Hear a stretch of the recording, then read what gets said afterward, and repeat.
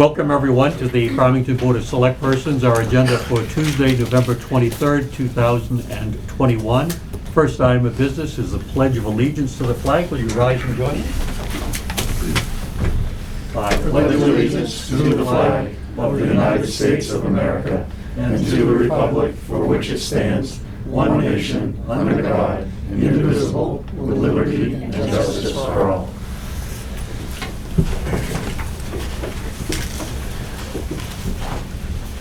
And I'm pleased to try to fill in for Matt Smith, who is under the weather and sends his regards. I'm not sure if we heard from Josh. Josh, we did. He is running a bit late and hopes to be in attendance shortly. He's a busy person. Well, I understand that. This Let us proceed along then. Item number 2 is to hold a public hearing on the following application for marijuana business permit / license. Cory, Boyker, and Jyssica, help you with the last name. Boudreault. Thank you very much. Medical marijuana store, in addition to Jyssica, for the facility at 184 Farmington Falls Road, number 2, lot U10-066. I see an application here. Chris, did you want to introduce that? Or we'll have guests speak if you'd like. Certainly.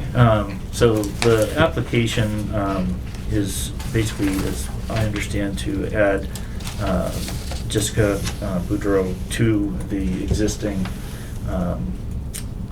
license for the medical marijuana facility at 535 Bailey Hill Road.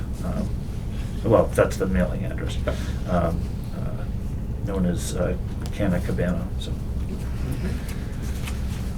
Folks, would you like to speak to your application? As we understand, it's a name add, not a change in practice. That's just straightforward, yeah. We're just trying to add her to the license. Okay. This is a public hearing, so we'll open this up to allow folks to have any public comment or questions of us or the applicants. If there are no questions, I will close the public hearing and bring it back to the board for questions or a motion. I would make a motion we approve this. It's a very simple procedure to add a name, and I'll second that. Motion made and seconded to approve the name addition to the application. Any further questions? If not, those in favor, show of hands. Thank you for that.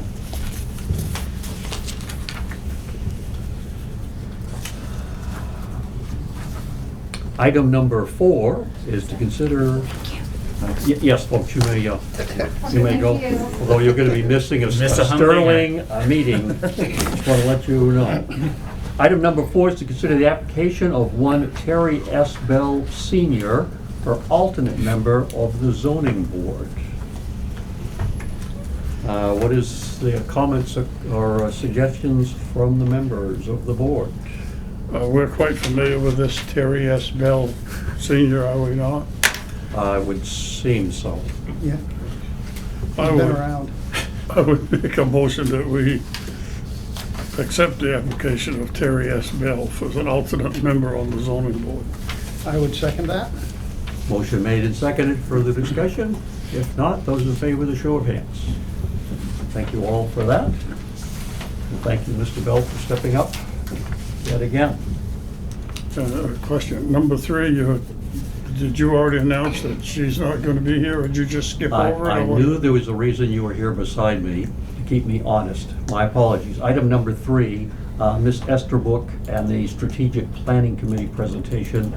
She has asked to step back from that, but there is a letter in your package that shows that survey. She may be able to come in another time, and you can do it online to give your input. So I hope you and I and any members of the public who want to be involved with the RSU 9 school system and try to improve its practices are seeking public input to get as many ideas from the community as possible. So please avail yourself of that. It's a unique opportunity to get some outreach from our district. So No. thank you for catching that. And I'll just make mention that it does not take a significant amount of time to complete. No, it is very straightforward. Yep. Very straightforward, so thank you for reminding me of that one. Now let's go to item 5, is to authorize the sale from the so-called LESO program, the acquired 1971 Caterpillar D7 Dozer, via perhaps auction or accepting bids on that. Kristen, would you like to add to that? The Dozer, to my understanding, is in good condition. I've seen it. It's a Butte, olive drab, and Oh, that's nice. As pictured above. it has a winch on the back, and the only thing with it is an older model. The front blade does not articulate Right. side to side as much as, as some modern ones do, but Very low hours. yeah, very low hours. It runs Yeah, so very they weren't well. able to find an hour meter on it, but based on the condition, it appears it only has maybe 500 hours of operation on it. Probably a fair number of those, doing some site work to move our qualification, firearms range up behind its current location. That's what it was originally acquired for. You needed to have some sort of law enforcement nexus to get that kind of equipment. We spent maybe $1,400 as a town to have it delivered here. It has to be transported via lowboy trailer. The town doesn't have one. But it's been used for its design purpose, and it's really a good opportunity. It's far too big for the town crew to use. And maybe at some point we might be able to find a similar, smaller dozer that would be more useful to them. But it served its purpose. The range is complete, and I think there's an opportunity to put it out to bid or possibly auction. I prefer bid, just because we probably save a little bit of money or gain a little bit more. Yeah. How much do we have in it? We have just the $1,400. $1,400. Yep, yep. It was one of those items that needs to be maintained on our record books for at least a year, and then it comes off the records and becomes town property. Yep. And that's the status we're in right now. And we can dispose of it as the town sees fit. Yep. Yep. And it does it. You can see that the track is a little bit slack. There's a pre-tensioner pulley system. It has a bad seal in it, but basically before use, you just give it a little more grease and it falls into position, no problem. But Phil doesn't think that there'd be any problem with anyone familiar with maintaining that kind of equipment. They wouldn't even knock that off the price. It's a minor issue. What's the thoughts of the board? I'm just wondering, what do you think we can get for it? Well, doing an online search for similar and much rougher equipment like that, I've seen anywhere from $30,000 to $50,000. Yeah, So and I concur. maybe that's wishful and hopeful, but Yeah. that's what the online auctions for, like I say, lesser and much rougher condition. Yeah, in my brief search, I saw anywhere between 25 and 40,000, and the machines were nowhere near Yeah. that good a shape. I make a motion to authorize the sale of the 1971 Caterpillar D7 Dozer, either via auction or by accepting bids. I would second that. Motion made and seconded to authorize said sale. Shall we put this in the hands of the manager to process? That's what we hired him To for. do that, we will encourage you to get best offer for that as you can. Certainly. I'm not sure what kind of marketing medias there are out there. I'm sure you I don't can know. figure out a couple of them. But it moves a wicked lot of earth. That is a huge machine. Do you have any chicken coops to move? Or No, well, You know? I could have dragged it from Indiana with It that. would have been the proper end result for the chicken coop. I Yeah. think. Okay. And question, the proceeds from the sale of the Dozer go where? That, I believe, would be. I have a hope and a dream. I'd like to put that in the vehicle reserve. just to help kind of beef up that fund a little more than what's, the way we've been budgeting essentially a vehicle and a half.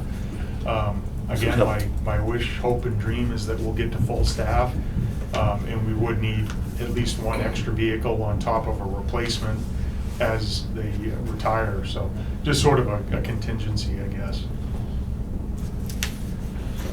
The motion as it stands isn't specific to that, but Well, I would think certainly, make a- Yeah, I would. pending agree. an award, we need to have it go somewhere. Yeah, and I would agree with that proposed. I would make a motion, or would you like to amend your motion? Want to amend it? I'll amend my motion to include that the proceeds from the auction or that other word, Acquired bids. bid, would go to be invested in the police department's vehicle reserve account. I would second that. And seconded that motion, that second. Any further discussion? Those in favor, the show of hands. Thank you all for that. Lucy makes an interesting point. Should we put a minimum bid on it? You can, well, so typically, because I know I have kind of some new guys, but typically in the past when we do those, you can either specify that you put a minimum, or you just make a Reserve. clause in there that said that we can reject any and all offers. So that way, if you don't have to put a minimum, but you at least need to put that other clause in there Right. saying we don't have to accept this, because we had to let a truck go at the rec department for $353 one time because we didn't have that in there. Right. So the truck wasn't worth a lot anyway, but it's still, Right. nice Perhaps to considering have the amount of the vehicle needed might be an appropriate minimum. Good. I'll leave that clause to our manager to add into that bid process. Item number 6 is to consider the expenditure of up to $11,000 from the police department's reserve account for the purchase of 2 computers for cruisers. I see we've got a invoice with some information on it and expenditures. Either Christian and or the chief, would you like to expand? Chief, you speak to that? Sure.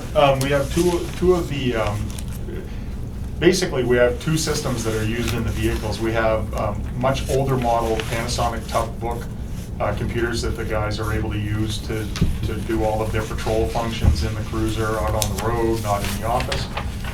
The other option is it's called as in here, it's a ruggedized tablet with a keyboard.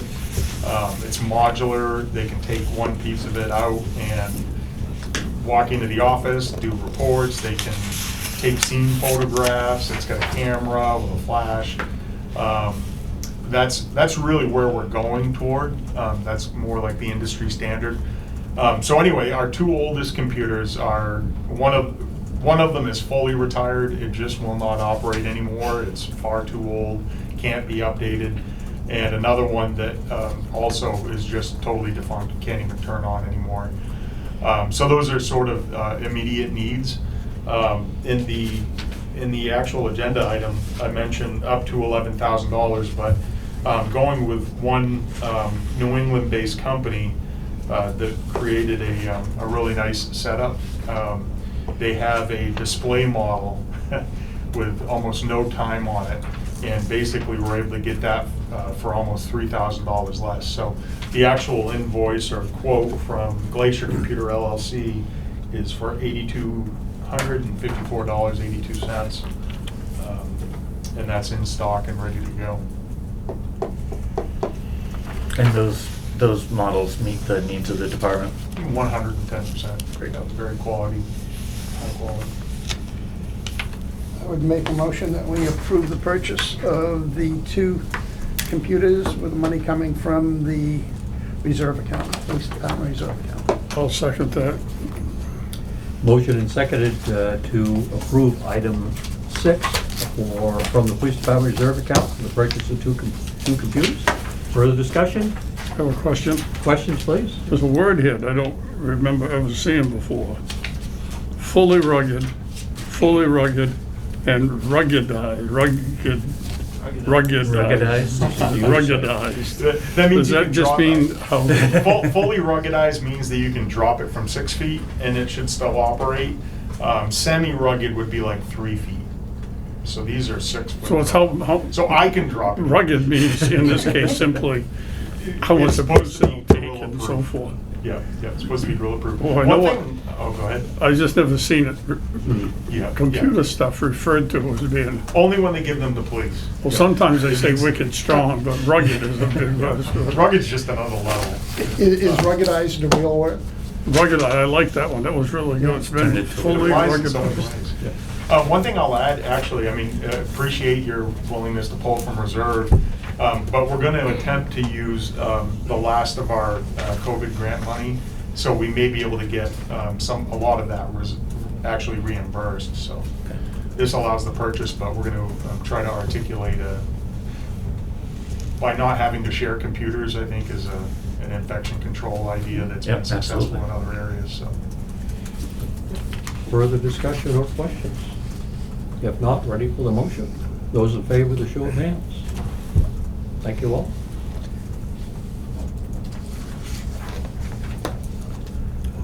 Next is item 7, to review the Consumer Price Index and approve wage and salary adjustments for the calendar year 2022. There is an item in your packet. I'll let the manager explain that. So the table that is in your packet looked at the actual cost of living increase or inflation in the US economy from January of this year through October of this year, which at the end of that time frame equaled 6.2%, which is a historical high, not previously seen since the 1990s, about 30 years. And depending on your economic thoughts, forecasted a continued relatively high but somewhat conservative 0.7% being added in November and December, which would place the projected COLA at 7.1%, which I realize is substantial. To say the least. Yep. Well, as I recall our past practices, we've always looked at that in time for budget preparations and have used that, once we come to some guidance, have given that direction to department heads and managers to calculate some change in their salary practices. So we're not obliged to choose an amount just because these come out of the system itself, but it's saved us going back department by department, person by person, and having to debate what a COLA could be for Department A or Department B. So this is the first time I've seen this. I'm pleased with it. I guess I can remember some days when it was 0, and our language has always allowed it to flow. Whatever it hits is what you got. So here we are for this evening, folks. What's your thoughts and considerations? 7% seems like a fairly substantial increase. Any calculation as to what that's gonna cost our overall salary for the entire community? Not as of yet. I can provide a ballpark figure for you guys, but we needed the initial number, as Mr. Bunker stated, to begin the budget Yeah. process. And it's not committed to as.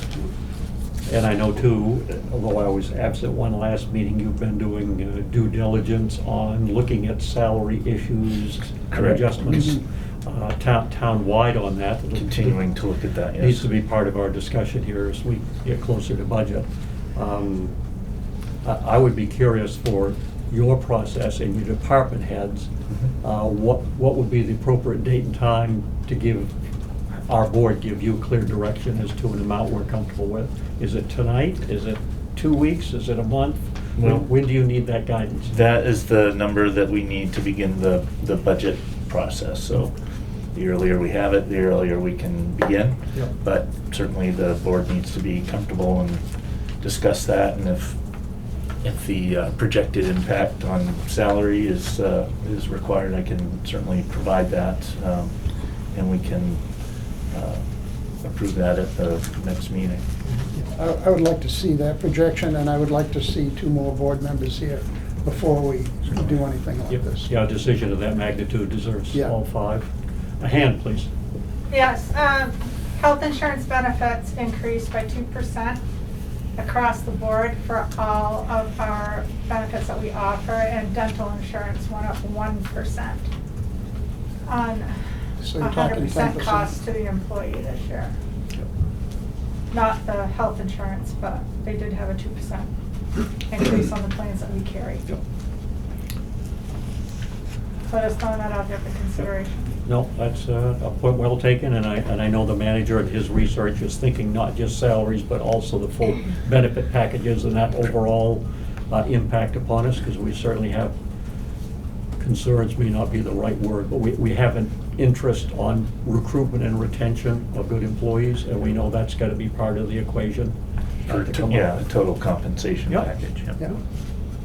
So yes, I too would be interested, as Scott is, to try to do us some projections based on a certain percentage and see what that equates to, and having all 5 of us here. That's fine. Okay, let's try that for another meeting if that gives you time. Yes, To certainly. come back and surprise us. And Michael? I fully agree with you, Mr. Bunker, that I have not seen this before, but as you start to go into the budget process and you tell your department heads that they should be looking to increase their wages in their departments by 7.1%, at least gets them working in that direction, gives us a better feel for what that might become. If you wait until after we start the budget process and they haven't done that yet, they're gonna ask, Right. how much are we doing this by?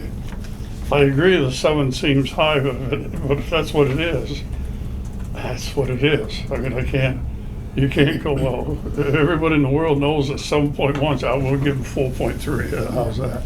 No, I think it has to be whatever the cost of living is. Well, and any amount that, I were to provide to the board would be based, would be a forecasted amount based on prior information and the existing budget, Yeah. so it would just Well, at best be an estimate of as the. Steve mentioned, in the past, we pretty much followed what the cost of Yep. living is. And if it was 0.02, we'd go 0. We wouldn't, you would always give a small amount, so I can't say it a different way. I think you understand what I'm saying. And I fully agree that the full board should be here to discuss it.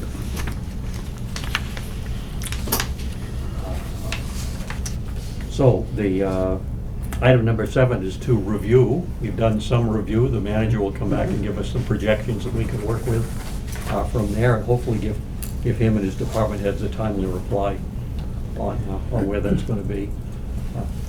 Obviously, one of the other big pieces of the puzzle is projected revenues, too, for us to balance expenses against incomes on those. So be interested in seeing that. We ready to move to item 8?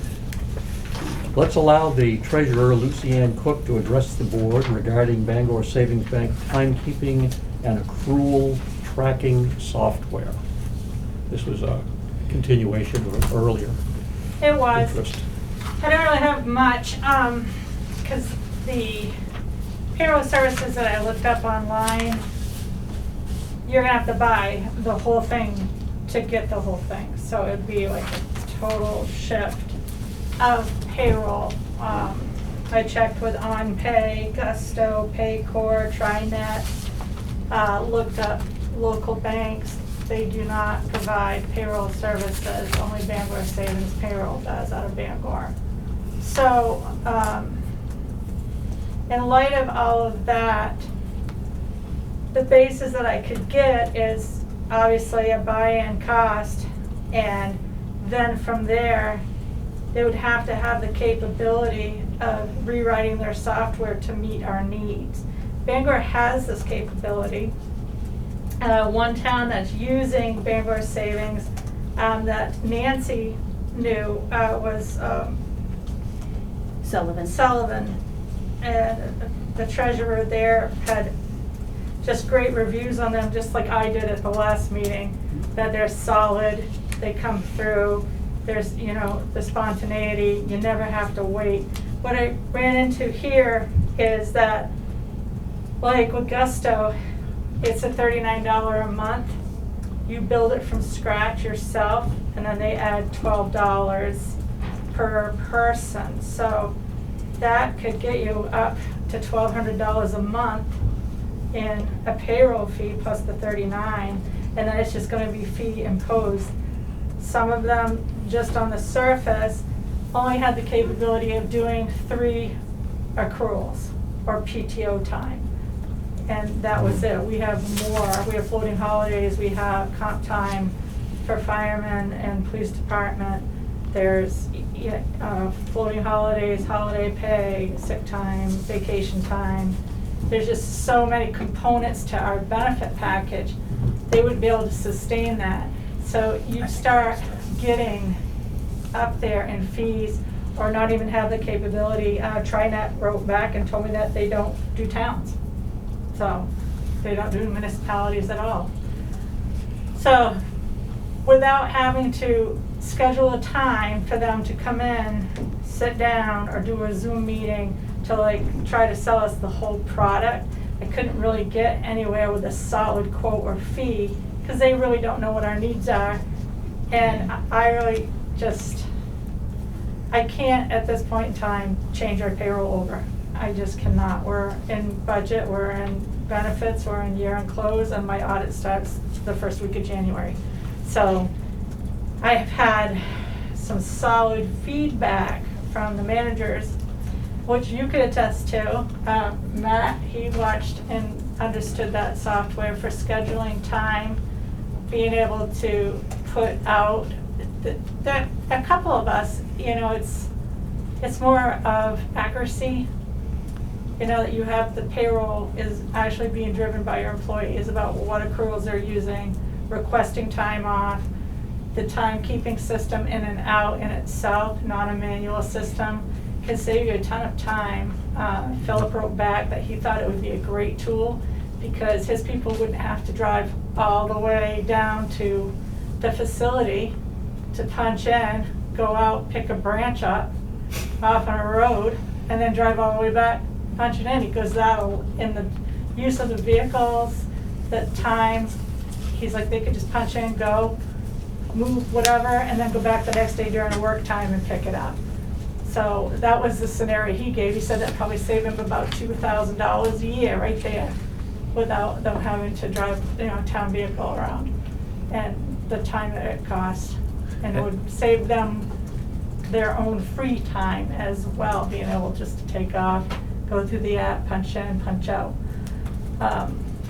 Their ability to work with each individual department head and write the programming on this to fit our needs, you don't have that offer out there on the internet for the top. I looked at the top 10 and Paychecks and Advantage were already out there, and that's what I moved us from into Bangor payroll savings. So there's a lot of benefit to it. One thing that we didn't even consider, we just, about the time it takes is it's the time that it takes to schedule. So scheduling is huge, time consumer for the fire department. TD walked in, he's like, I never even told you that it takes me like 8 hours a month to do a schedule, because he's looking at all his per diems and projecting out, and they're saying what they can work and what they can't. With this scheduler, they can go in and black their days out and say, I'm not available on these days. And then if he has a shift that's not filled, he can email the whole group at once through their cell phone numbers and just say, does anybody want to pick this shift up? And he'd have it instantly instead of trying to call, email, get a hold of somebody at night, whatever. productivity-wise, we're spending a great deal of payroll money on something we could use that redirected. And we're gonna come out with very accurate accruals, very accurate timekeeping, forecasting, scheduling. The little departments like code enforcement, mine, you know, you guys, we're all a set schedule.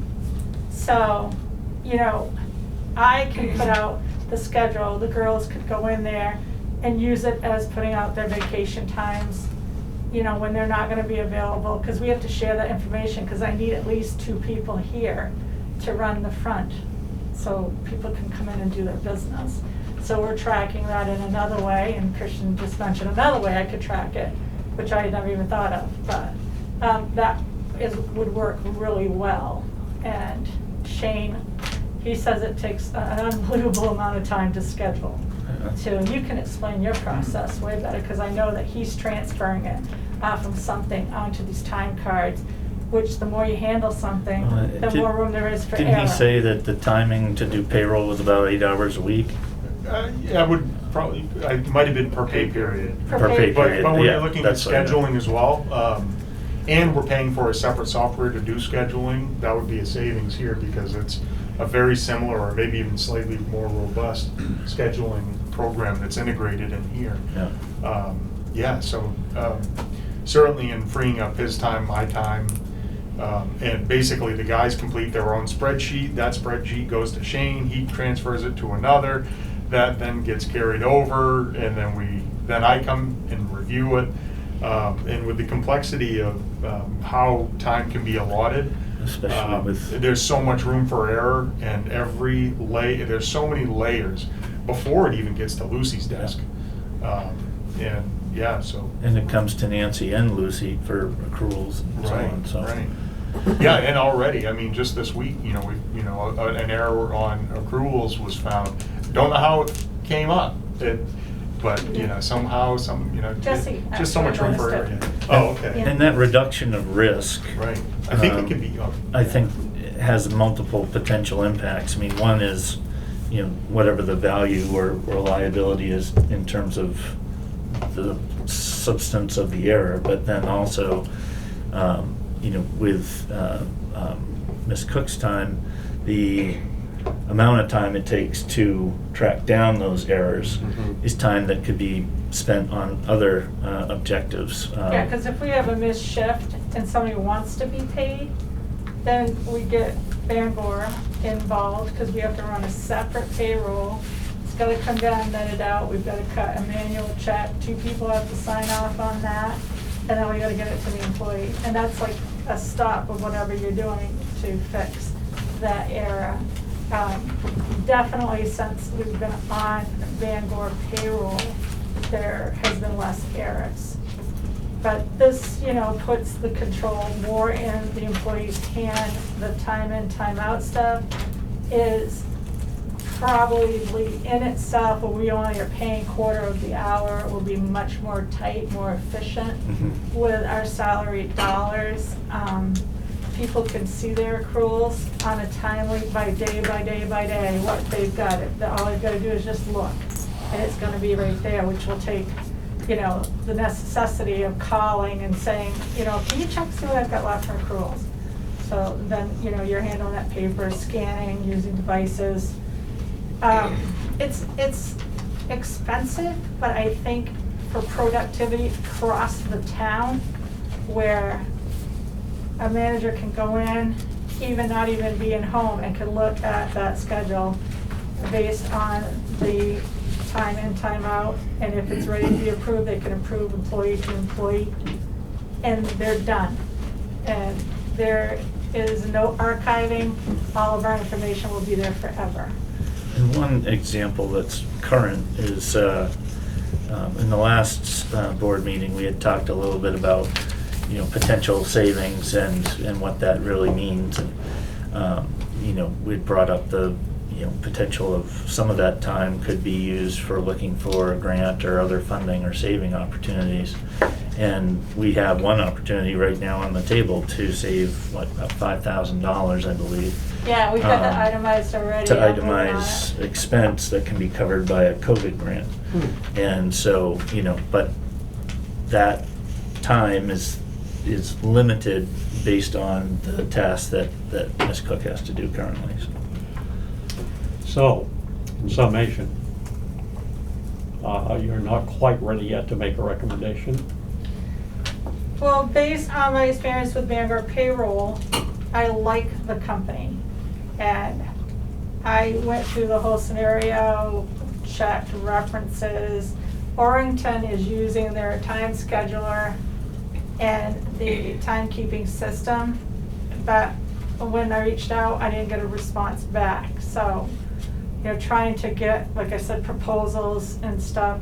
It takes a good 6 months to move a payroll, because we have, safety pay and, we have like 150 different, a very complicated benefit package and different pay scales, training and, just second shift and call-ins, and like a holiday at the police department, if somebody works that 12-hour shift, they wind up getting paid like 24 hours, and that's gonna be all calculated for holiday pay plus their shift at time and a half, or, And that so they're adding that all up, and that's where we get into,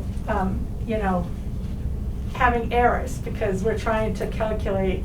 Some people get it, some people don't, so. Well, and at the last board meeting, Ms. Cook and I both recommended that Bangor would be an appropriate option. There had been a request for some additional information on quotes and other services that could be available. I'm only touching the surface, but. And I think that, what we prefer to do is where, we already have the existing relationship with Bangor Savings and we're building upon the services that we receive, would be to approve the ability to implement those services.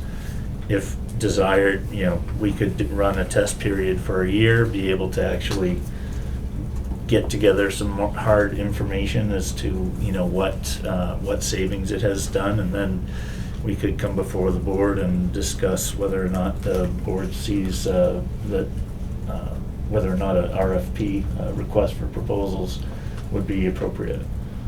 So sort of a test period, if you will. But during that test period, would you be running dual systems, theirs and? No, it's an addition to our existing Yeah, system. it interfaces right into the current Evolution software that we Yep. use, that Bangor is, I'm paying per payroll per person on that as well. But the scheduling and accruals and timekeeping would all come on. The bigger departments, like Matt's department, would benefit from it, because you're trying to schedule and need to know when people have gotten there, outside. We could, the fire department definitely is a go, because they need it for their scheduling. You need it for your scheduling. Public Works wants it because they're scheduling, and they're, like calling for them is an automatic, $300. So you gotta turn that around and push it into like an overtime hit of so many hours or something based on their collective bargaining agreement.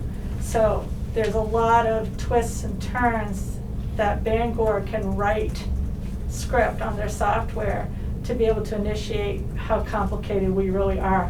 I really didn't pick up on this, that these companies at these just surface prices, they're looking at straightforward PTO bank. You're just doing the straight thing. It doesn't have 100 different options of pay like we have. So it's an add-on that's customizable to our municipal needs. And that's where you get the expense in, but it's per employee. So right now we have 91, because you just added 3. So we have 91 employees right now. When I got my quote, we were over 100. We were 106, I think, for the quote. And so that's gonna escalate up and down, and that's, based on,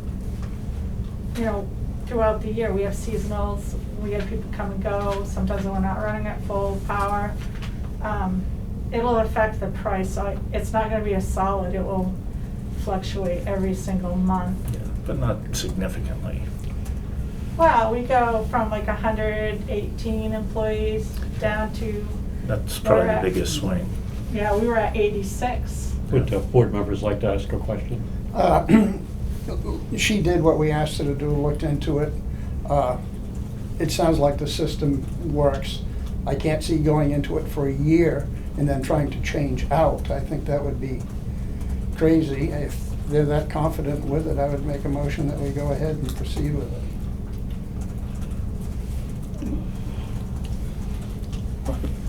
I have a question before I react to your motion. Is the time and the programming of all this information that you just, all the employees, Yeah. all that programming that has to be in, is that provided? That's a tremendous amount of work between you and Bangor Savings Bank to get it, that data entered into Right. their format, if you will. So are they charging the town? That's at $1,500. It was like 1,500 and something, which was the startup for implementing. Yeah. That's the quote that they gave us, because they already know what our system and benefits look like. So they've got all that built. So that's It's enough. gonna be adding accruals Yeah, on, and fixed they're setup gonna fee. work with each department, like the police department, one-on-one, to make sure that everything is covered and built. They're gonna, work with each department head. And then we'll go for training. So Leanne and I would probably go for training.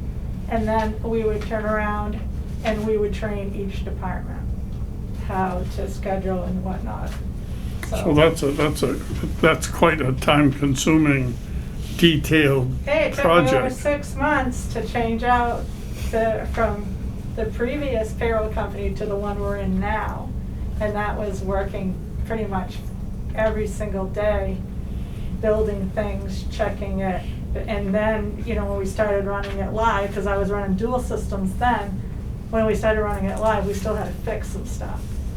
I think the transition where we're already established through Bangor Payroll's evolution system with all the different types of pay that we do, it's just gonna be a matter of mirroring that over onto the timekeeping system. So when the employee goes in, they're gonna say on-call pay, and in the background, it's gonna calculate and put the time in for them. And if a police officer works a holiday, he's gonna indicate, because on the schedule it'll be built as a holiday, and those that sign into it will get that holiday pay. Those that don't have time will just get straight holiday pay, not listed floating.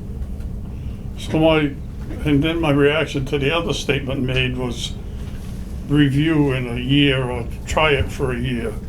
Well, if it's gonna take 6 months to get it rolling, I don't would think be it in will. favor of a report from you in a year to say how grand and glorious this thing is, how great it's working, and how wicked impressed you are, or something other than that, saying, wow, I'm not so sure that this is the direction we should have gone. I'm finding these kind of problems, which you may find some anyway, but it would be a report on, Like, one of the questions that came up was like quarterly volunteer firefighters for responses, training time. I can still do that all manually. So if something needs to be fixed, I still can do a manual override to say, oh, I didn't check out. But the department head will be able to see who timed in, who timed out, right on their scheduled time. Based on, they gave us a pretty thorough review. Shane sat in on it for like 40 minutes because he was caught up in something else, but he was very impressed with it, thought it would be a huge help to them. and I don't doubt that at all. Yeah, But you're trying something a little bit different, it's new. not gonna take us 6 months to implement this because we've already implemented the whole payroll portion of it. So to your point, Mike, we'd be happy to provide a report in 6 months with where it's going. Also, in the prior board meeting, the question had come up about our contract. Are we fixed in it for any particular amount of time? Yep. And it's purely an at-will contract. I So- remember that, I was here. Yeah, that's- So, just, as far as that goes, if it's not, going as intended and the challenges to make it right, seem overburdensome, then we can, certainly just remove those services. And I would second Mr. Landry's motion. Okay, a motion made and seconded. And I'm sorry if I'm behind the queue on this discussion. I heard your earlier introduction to this, LucyAnn, but what I don't have in front of me is any kind of a contract document, anything that says cost or where it's going to be funded from. For my little role as a select person, those are kind of the things I need to hear about. I What had included the 94.81. quote the last time that they gave us in the packet that was in, but you were on the phone, I think. Yes, I was in COVID land. Yeah, it was 94.81, and then, That included the startup fee of $12.25. yeah. $1,250. that was the annual cost plus the setup fee. Okay. So, all right, that answers one of my questions then. From whence do we get 94.81 plus assorted other? A monthly fee of, based on, like she said, the number of employees or transactions. From what town account does that cost come from? It will come from the contract, other outside contracts account for the treasurer. Okay. And do we have set balance sufficient in that now, or do we have to wait till our next I actually have budget the cycle? balance in there, so I can move on this. Well, you don't have to convince me as to the viability of this. If I can give administrators those kinds of utilities for both time savings and accuracy, I'm all for it, as long as I can account from where the dollar's coming from for this expense, and do we have some assurances as to the quality, and are we mandated by a contract that we're gonna regret to have to get out of if it doesn't work or not. Those are the things I depend on you folks to say, yep, it's green light, or no. We Yeah, need to they're just reconsider. waiting to see if you guys would implement it, and Yeah. then, We're green light. Okay. if it comes into anything more, I'll come back, but I think right now it'll be less than projected. That's all I have for questions. I have a motion and a second to proceed. Thank you for those answers. Further discussions? If not, those in favor, the show of hands. Thank you all on that. Thank you for answering my questions. No problem. Item number 9.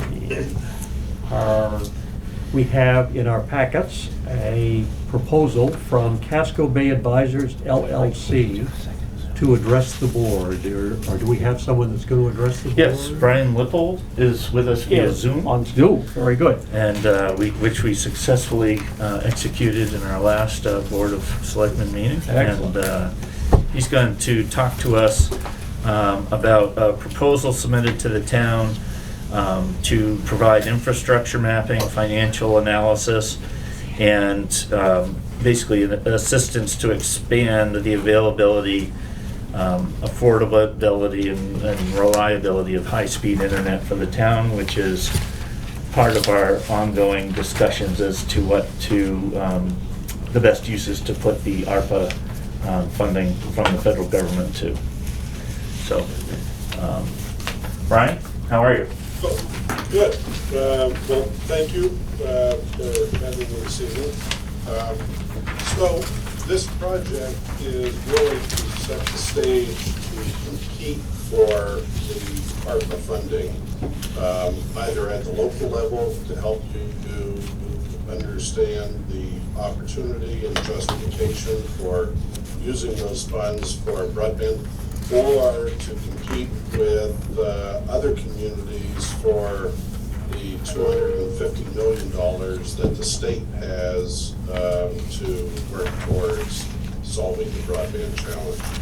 So in 2017, the county produced a broadband study that needs to be updated. And while that study was great, it is 4 years old. The infrastructure providers have made changes. So this proposal is to update that study for the Farmington portion to make it compatible with the requirements for competing at the state level for funding, and to give you a clear picture of the state of broadband in Farmington. So what we'll be doing is qualifying and identifying all of the potential subscriber locations, which was not part of the 2017 study, and then also doing a field audit to make sure that we understand exactly where the cable TV infrastructure is today and where it's not, which is more important, as well as any other fiber optic assets that may be present in the community. So we'll be mapping all of that within a GIS system and formatting all that data so that we are in a position to compete for those funds and also to negotiate with service providers to fill in the service gaps. So this is a fairly modest proposal. We're going to take the information that was produced in 2017, which we've already looked at and identified the areas that need to be updated. The cost to do that is a flat fee of $4,800. And then once we produce that report, and we'll present that to the Selectboard once it's completed, you'll have a better understanding of where your gaps are, what the costs to fill those gaps would be, what the cost might be to build a municipal broadband network. And then beyond that, we work on a time and expense basis to assist with any grant applications or engineering efforts, depending on which way that you decide you want to proceed. So at a high level, that's the overview of the proposal in front of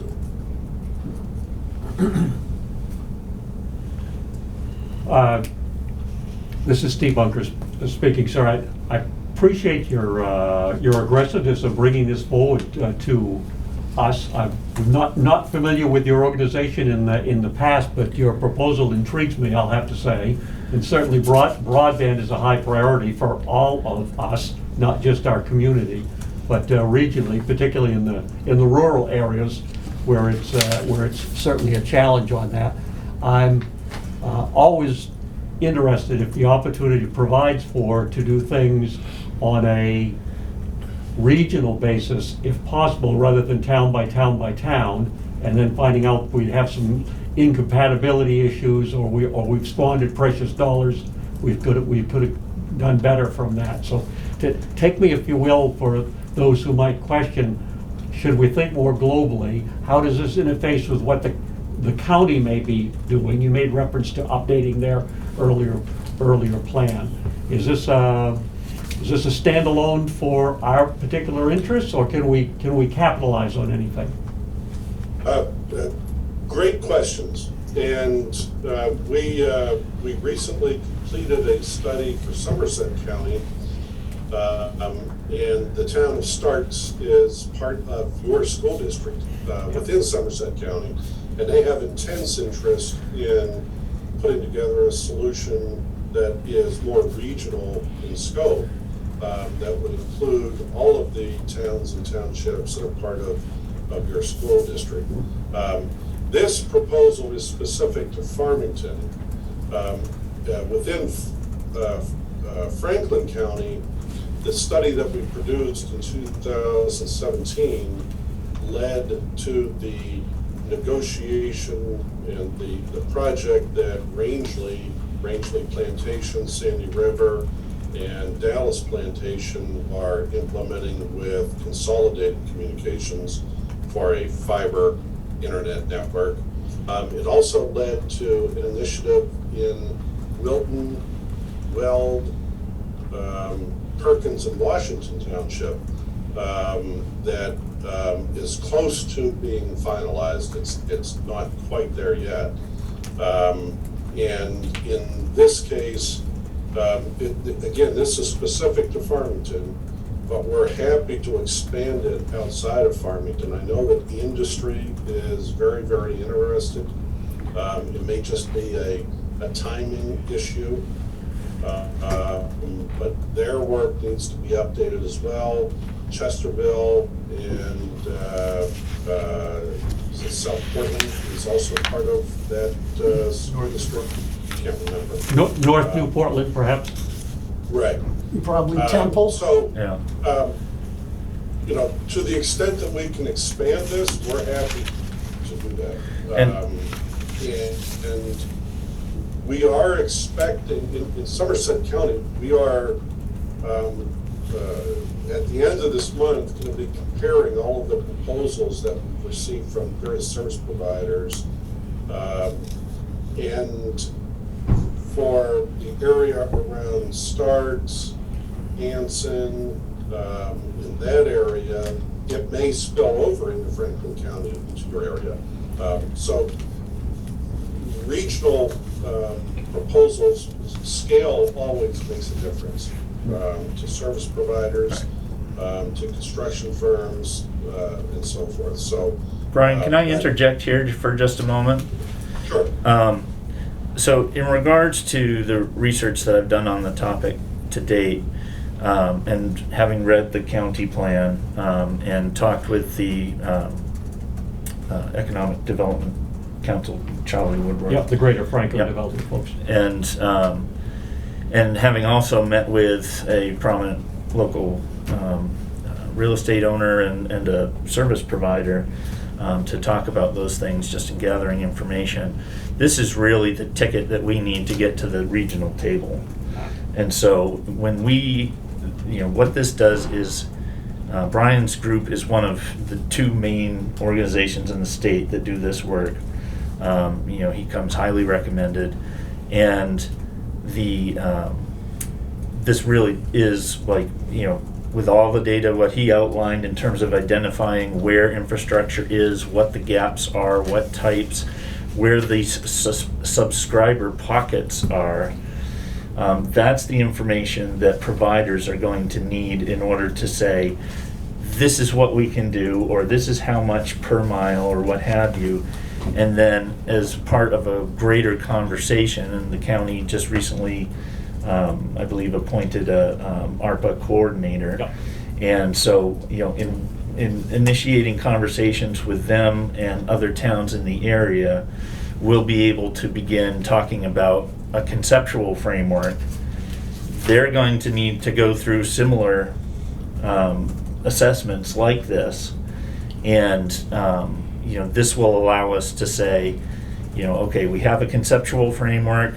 This is what we're planning on or looking at doing, or what our assets are in Farmington. How can that connect with these other areas, and where can we get some synergy or greater return on investment per each dollar spent? Other questions?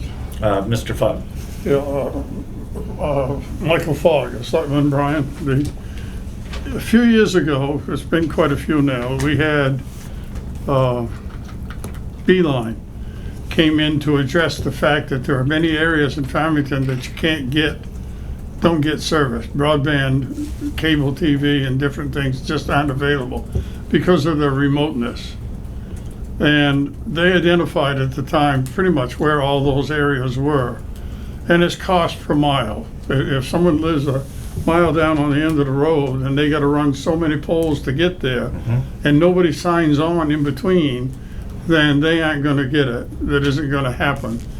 Your mapping is going to show all that.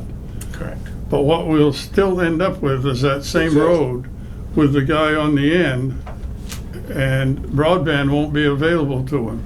Brian, But maybe you could speak to the wireless aspect. So I'm wondering if it's, I don't want to be that's my concern, that the new mapping and GIS coordinates are only going to indicate almost what we know, but we can't do anything about. Yeah, it's going to document many of the things that you know. It's going to do that in a way that's compatible with what the service providers are looking for, as well as Can you turn that up a the little?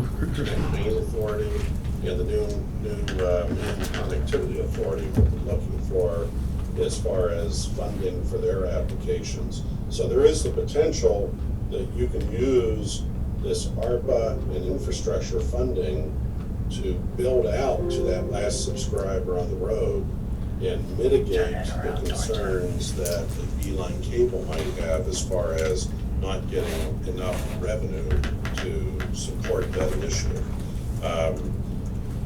But you zeroed in on some of the challenges. These are not densely populated areas. That's fine. And aren't economic to build into, and that's why they're unserved today. So this whole initiative is around how do you solve for that uneconomic investment by using ARPA funding or infrastructure funding to fill the gaps. So basically, in terms of, the providers and your, subscriber per mile scenario, what Brian's referring to is basically being able to look at the equation and say, do the ARPA dollars make this, plus what the current environment and situation is in infrastructure, do those two things equal a workable proposal for service providers to make this available? And in some of the research that I've done, I can't remember the name, Brian probably knows it, but there's a company that does wireless internet, and they've been making leaps and bounds in their technology over the last 2 or 3 years and are projected to continue to. And while it may not address every single home, it may be able to address pockets of or gaps of the kind that you're talking to. So that as we look to this, it's going to be looking at, again, a combination of proposals and regional plans to see what is going to be needed and what's available to us. And that firm that you're referring to is Red Zone Wireless. Red Zone. I was just looking them up. It was red something. Yep. Yeah, Pretty and good. they provide services in Farmington today, and they have new technology available that will dramatically improve the service that they're providing today by a order of magnitude of 10 times better or 20 times better. So the beauty of technology is advancing. That's one potential solution. Expanding the cable TV infrastructure is another potential solution. And building a fiber to the home network, either at a municipal level or perhaps Consolidated Communications will be expanding their fiber to the home. All of this data will position you to have those meaningful discussions with those providers. Thanks. Thank you. Other comments or thoughts from the board? This would be an ARPA expense, I would believe. Mhm. From money And we've already- as such would qualify under being covered by ARPA. Yeah. That answers my questions. Are we ready for any motions in this regard? Well, it doesn't matter whether it's the general consensus or not, I guess. Hearing that proposal and trying to look to the future, and with the state of Maine and the government pushing so hard with money to allow for the advancement of all kinds of communications, if you have, my thinking is that if you have a plan in place and something that they can get their teeth into and see, will put you more to the top of being prepared to accept some of this money. Correct. So in that light, I'm coming up into 21st century here, I'm catching up quick, but I would make a motion that we accept a proposal to provide infrastructure mapping, financial analysis, and assistance to expand the availability of high-speed internet for the town by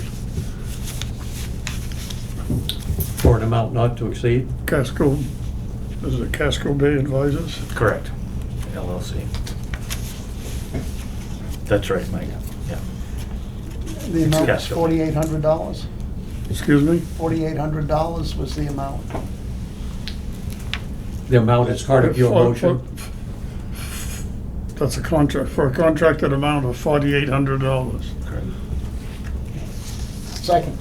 Motion made and seconded. Further discussions on the proposal to enter into said contract? If not, those in favor? Thank you all.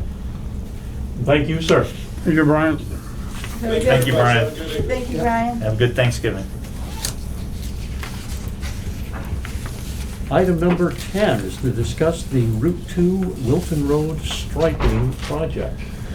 So Phil Hutchins and I had a meeting with the regional transportation engineer and manager for our region regarding a previously brought up proposal to restripe the section of Route 2, primarily known as the Wilton Road, and to change that to a single northbound, or one lane in each direction with a middle turn lane in each direction. And you know, they have the planning done, they have the you know, capability and assets in place to make that happen.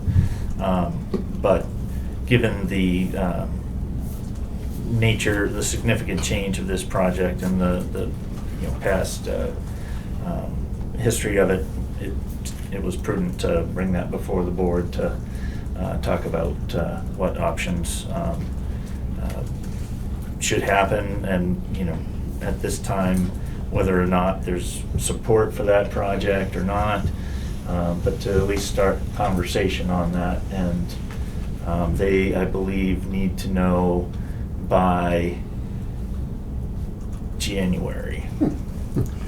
Well, In that case, we've heard some previous citizen input on the topic of having a turning lane and single lanes in either direction.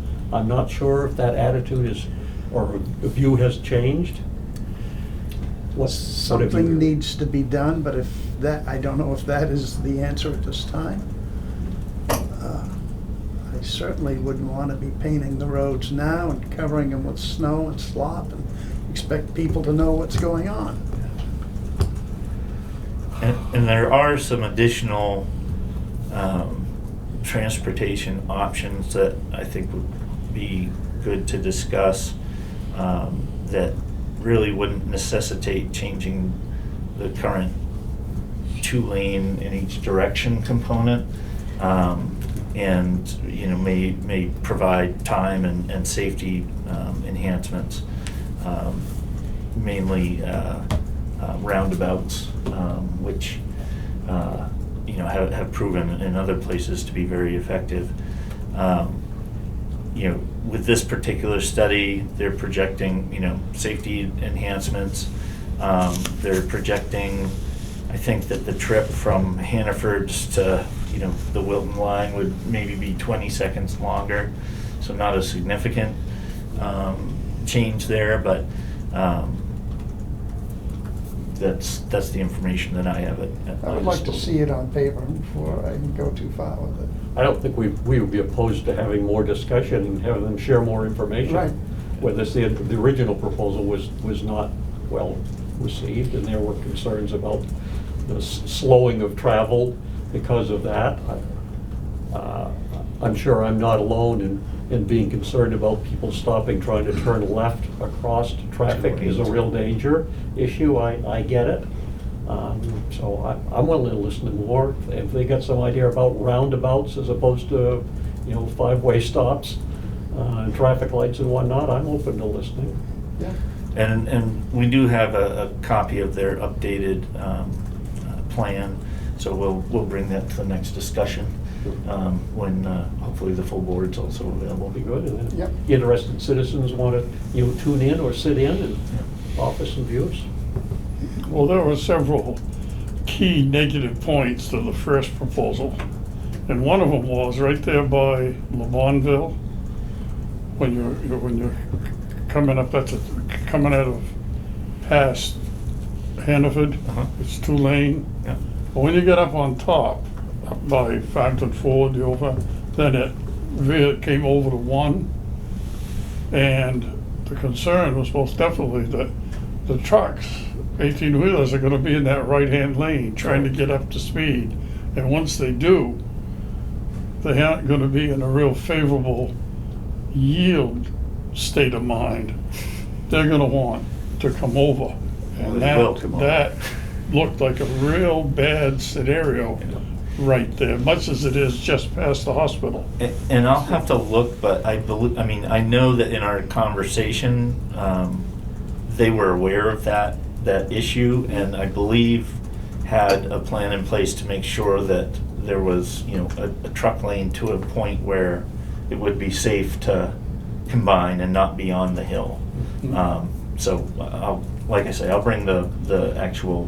There were several, but that's the one that, Yeah, as people talk to me, that's the one that stood out Stuck in your the mind. most. Yeah. I would, on a side note, while you're having discussions with DOT folks too, we've had a long-standing issue with a strip out there in the Wilton Road that's delaminating. They repaired one portion, there's another portion right behind it that's come back up again. Be interested in what their I believe that they are long-term plan going is. to be repaving that this coming spring. Yeah, I was gonna say, we Yeah, pretty they're well gonna closed out this season. They're gonna redo the whole strip. Yeah. So this proposal is coming to us from who? DOT from. DOT. They would like, Dennis, I can't remember his last name. it's something they'd like to see us consider. Correct, Again, again. I just want to make sure I know who it is. Yep, the regional transportation manager and his transportation engineer. give them an invite, let's talk. Question. Let's Mr. look at it. Foster. Sorry, do you know if they, like when you were speaking with them, did they talk much about pedestrian safety? Like what that would do for pedestrian safety, having wider breakdown lanes on each side for foot traffic and bicycle traffic? That wasn't a part of our conversation, but I mean, we could certainly address that, and, if the board so wanted, we could certainly ask both parties to be in attendance at a meeting. It is a concern from time to time, Oh, when yes. pedestrians try to walk along the side of that road, and there's Because no there's always- sidewalk. There's always people walking, bicycling, and I know that was brought up as a safety concern, but I don't know if DOT factors that in to the safety of it as well, like pedestrian I'm not traffic or certain. but- Yeah. That's a good question, though. No, I think we'd better take a look at the whole thing before we try to make any decision on this. Oh, yeah, absolutely. So are we all set for the moment on item 10 on the road? I'm over. Okay, let's go to item 11 then, to discuss potential appropriations of funds to the Rail Trail Bridge project. So the Rail Trail Bridge project, which you may recall had been looked at in 2007 approximately. The High Peaks Alliance had come a few board meetings ago and presented about new engineering options and to make a bridge across the Sandy River. That, since that time, easements have been obtained and are documented and ready to go. The university is on board with all aspects aside from, at least to begin with, ATV traffic, but snowmobiles and pedestrians and so on would be fine with them. And so High Peaks Alliance is working currently on a federal grant and state grant, and as a part of that, there is a 20% match requirement. So the board had previously approved $5,000 to go towards a re-engineering study, which is underway or beginning. And so really that left the question of matching funds. And I had a meeting with Brent West from the Alliance this past week, and he got back to me indicating that a local foundation had committed $300,000 to the match. Wow. Again, we're utilizing, or Mr. West is utilizing the prior cost plus a inflation factor to roughly, I think 2.8 million, although he projects the re-engineered bridge will cost significantly less than that, but just to be safe on the grant. And so that was a very significant contribution by this foundation. You know, it stands to provide a wide variety of recreation and transportation and even business opportunities and tourism as a regional draw. And so Mr. West had asked us to consider if the town would be willing to,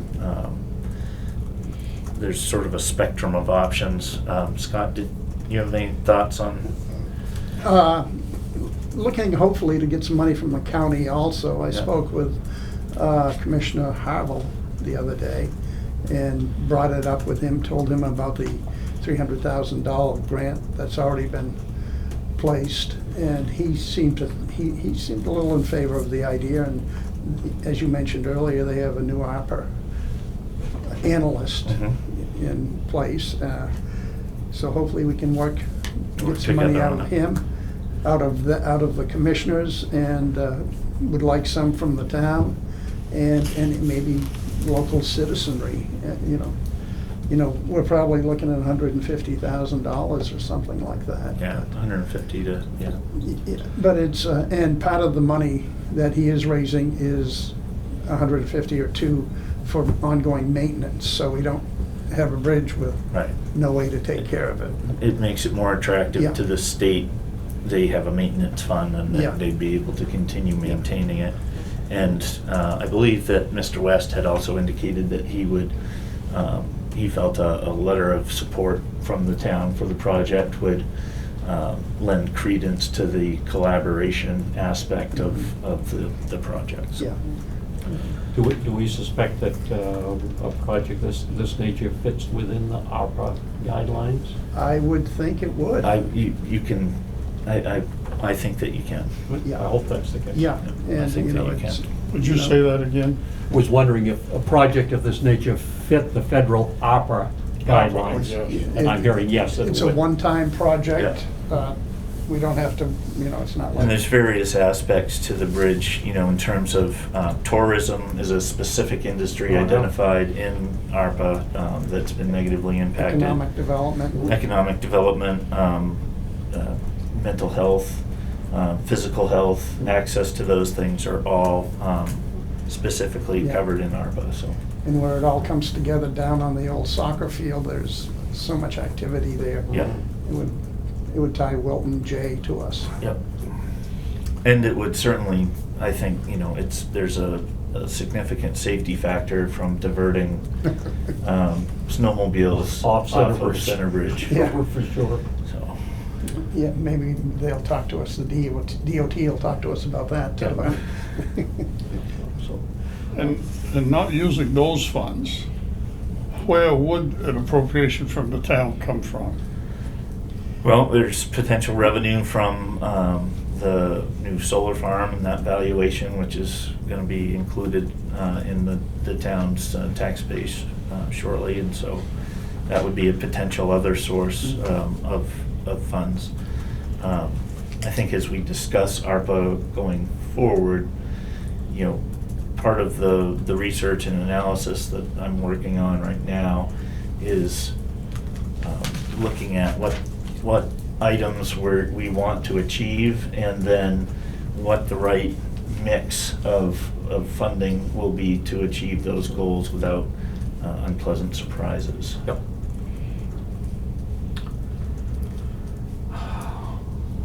Well, The item was to discuss potential appropriations. And we have. I don't see, we have made that discussion. Is High Peaks looking, as you mentioned, High Peaks might be looking for a letter of support for the effort. That's one thing we could do. Yeah. I hesitate at the moment to suggest what our appropriations idea might be in hard dollars. Right. I'm favorably inclined towards that. It's a great regional issue. Yeah. So are we interested in at least penning a letter of support? I would make a motion that we did do that. Not that I'm biased. Certainly not.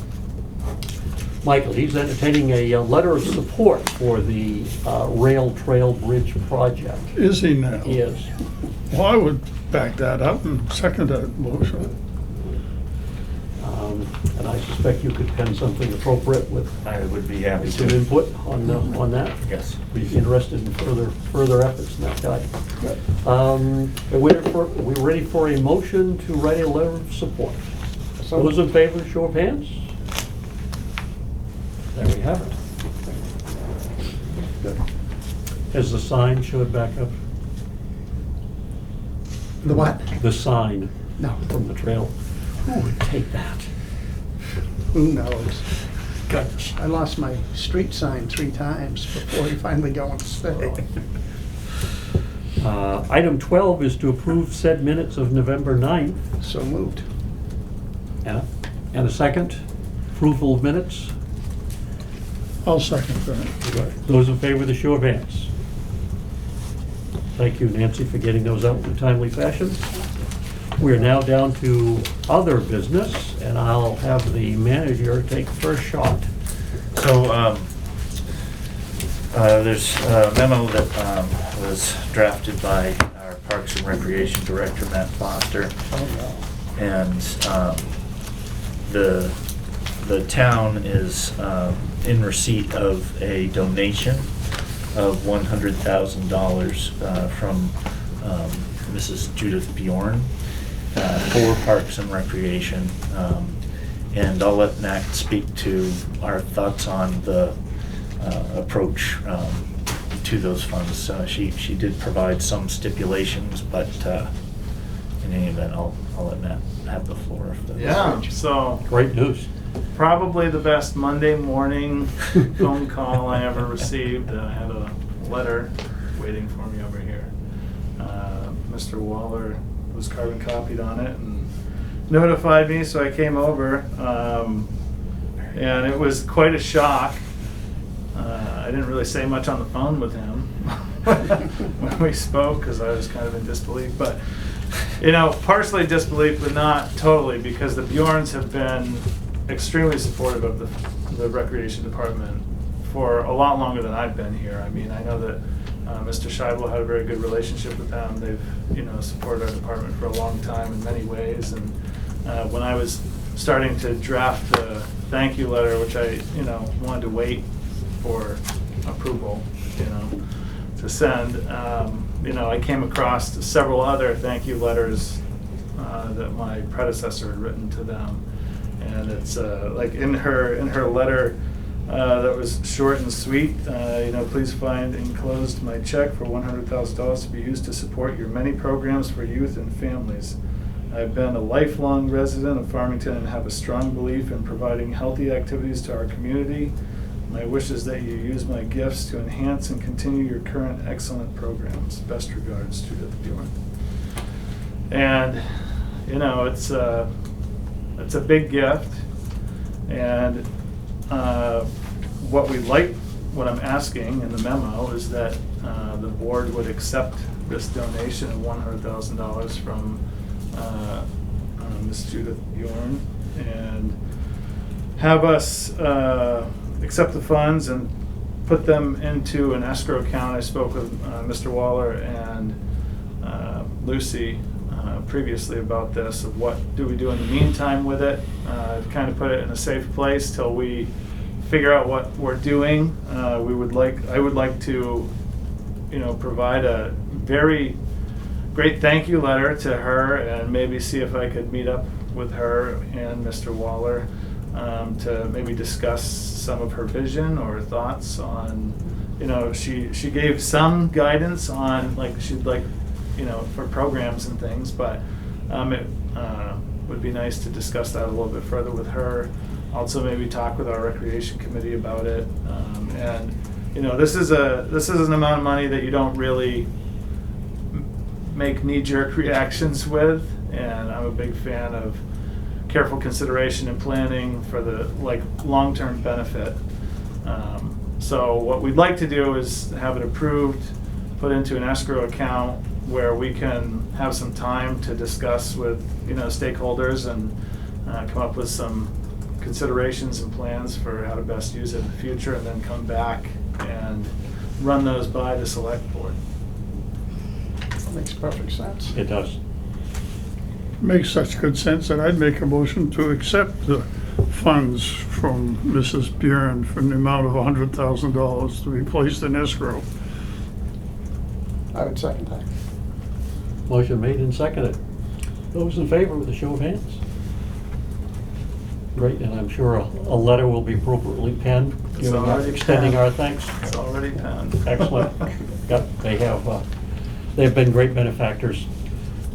So I can think back through several projects that they have done for our quote, new seating. Right, yeah. The errors, improvements to the floor. Yeah, they assisted in the floor, all the grandstand seating, they helped with the curtains. Yeah. They built us a new park in town. Yep.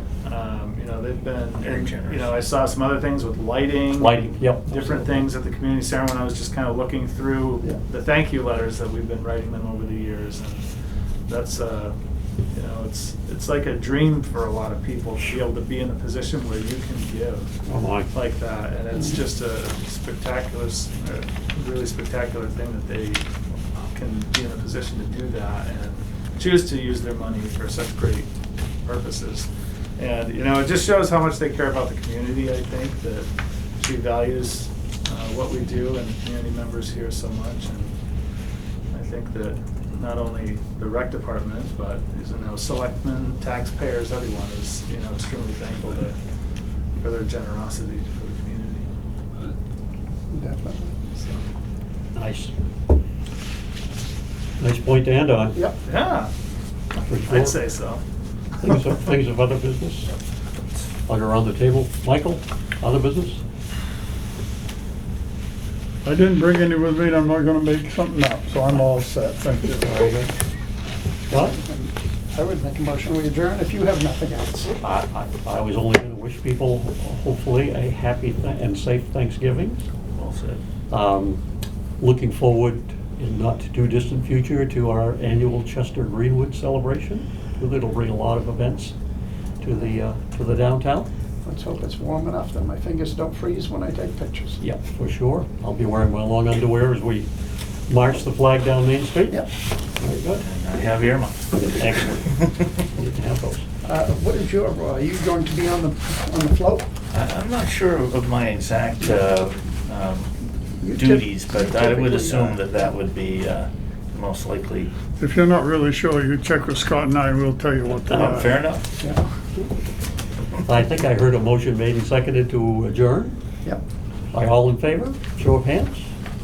Thank you all. And thank you those in the audience who have been watching us. I'm always surprised how many people tune in to watch our meetings. We hear about it. We do.